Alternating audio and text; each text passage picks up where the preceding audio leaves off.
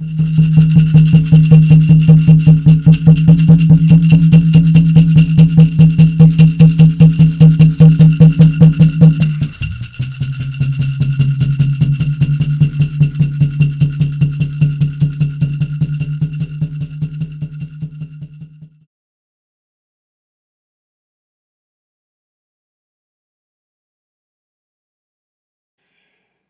relatives. Welcome to this week's Schlagbite for the week July 20th, 2015, entitled Putting Maggie Down. I just spent a glorious week disconnecting from my ordinary workaday world, all of its demands, and I escaped to paradise, northern Lake Kootenay in the Canadian Rockies.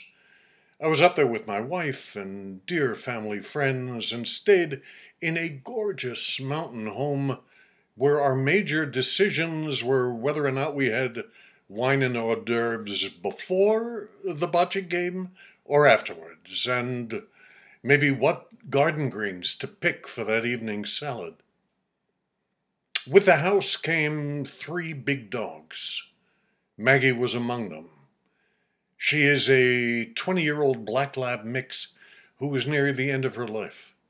She was virtually immobile, spent the day sleeping, getting up only to eat, drink, and relieve herself. She struggled to get up, moaning in obvious pain.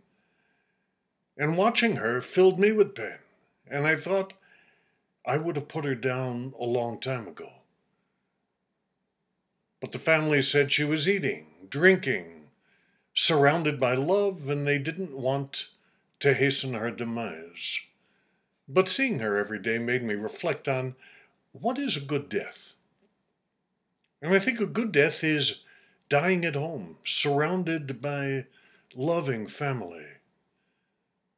As a dog, we could have relieved Maggie's suffering, but that's not an option for humans. As a species, we seem to be unable to end the current epidemic of unnecessary end-of-life suffering.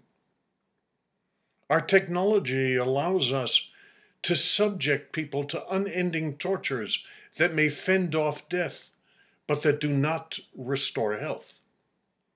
Let's stop fighting maximum longevity and start providing a good death for people.